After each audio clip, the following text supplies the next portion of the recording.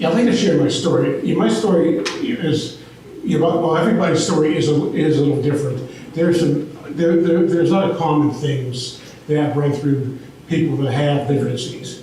In my situation, I was 59 years old when I was told I had a fatty liver. And just to set the stage, I was a type 2 diabetic. I was overweight. I weighed 60 pounds more than I do right now. And I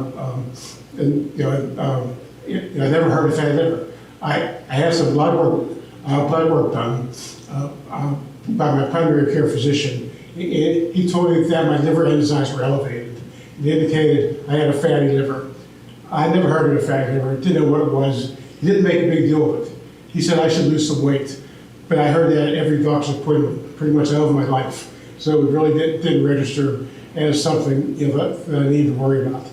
So I continued, I was seeing my PCP every 6 months because of my type 2 diabetes. So I was concerned about my diabetes, not concerned at all about the fatty liver. 9 years go by, and he asked me to get an ultrasound. And in the meantime, I had 18 doctor's appointments in those 9 years. Sometimes fatty liver was mentioned, sometimes it wasn't. Well, after his ultrasound, he told me I had NASH, which I had no idea what that was, and I probably had cirrhosis. My wife and I both thought that he had called the wrong patient, because I didn't drink. And I always associated cirrhosis with either consumption of alcohol or the use of drugs. But I learned that day that that wasn't the only way you can get cirrhosis. So at that point in time, I was it was recommended that I see a liver specialist, a hepatologist. So she confirmed the cirrhosis diagnosis. Up to this point in time, I had no symptoms. I felt fine, and I had zero symptoms. I was maybe a little bit tired, but I thought that was because I was getting older and didn't really think much of it. So I continued to see the hepatologist. At that point in time, excuse me, what she recommended was that I get MRIs, every few months. So that continued. This is just a sign of time frame to this. I was told I had a fatty liver in 2005.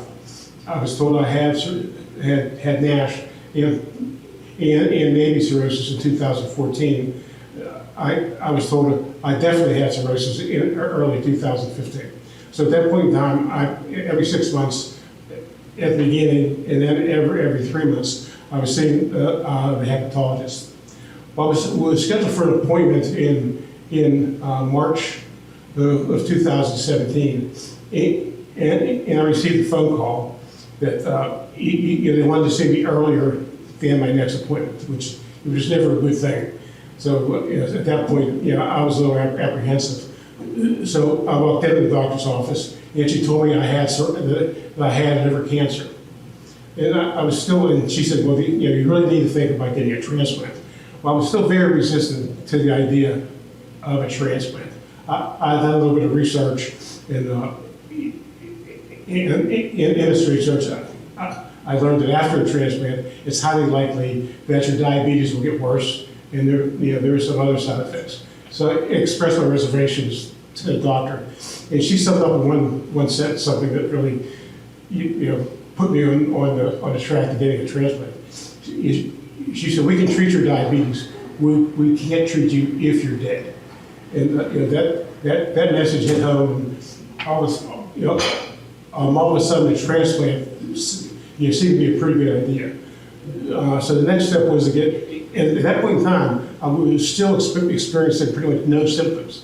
I felt fine, but inside my body, this was developing, and it was happening fast, without me knowing it.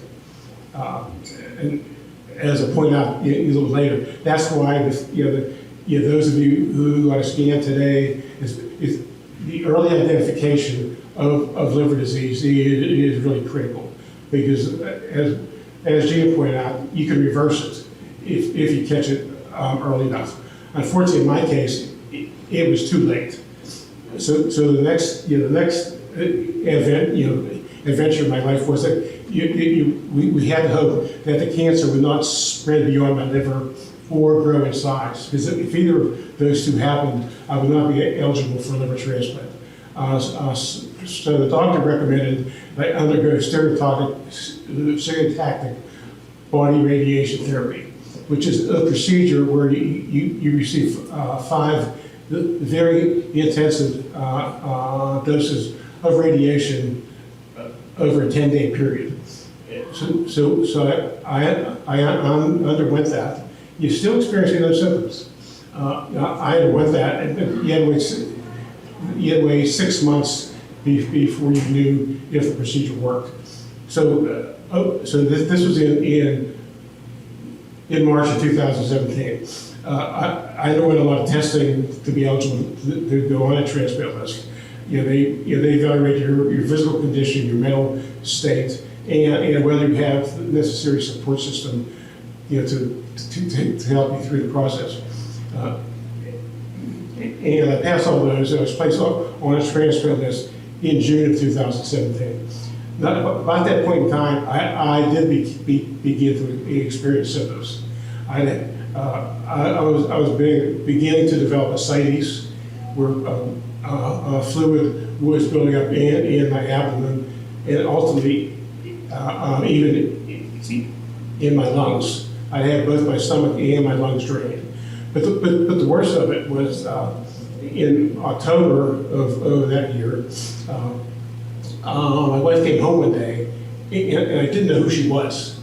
And I have no recollection of this whatsoever, so I'm relying on her description. And she actually took some video because she thought that I wouldn't believe what would happen.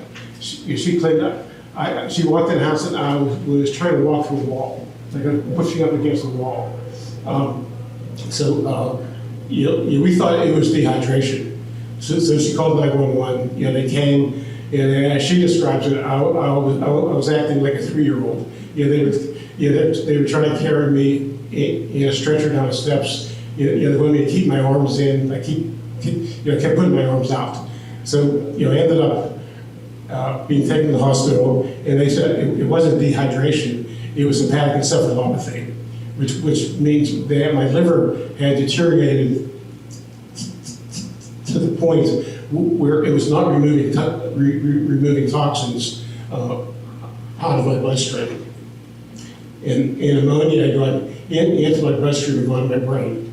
My doctor asked, or my wife asked the doctor, is it going to be okay when this is over? And he said, maybe. He said, it could be permanent, or it could be temporary. So So after 6 days in hospital, I went home. In fact, at that point forward, I had brain fog. I couldn't read a book. It kind of scared my wife. I couldn't sleep very well. So I was going down every night and watching murder mysteries on TV. And she thought I had something in mind, but I didn't. So that continued up until the day of my transplant. And actually beyond. In March of 2018, 1 year to the day that I was diagnosed with cancer, I received a phone call that they had a liver for me. They told me it was a high-risk liver, and they wanted if I wanted it. At that stage, I would take any liver they offered. The process of waiting for the transplant was very hard on me emotionally and my wife, because she got the brunt of my mental ups and downs. So we accepted the liver. I'm in the hospital that night. Next morning they did the transplant, and I was home 8 days later. And I was very grateful that someone had been unselfish enough to be a liver donor. I was able. He was able to save my life. So looking back on my experience after this had happened, there were a couple of things that jumped out at me. One was how few people, including myself, knew about non-alcoholic liver disease. None of my friends had ever heard about it.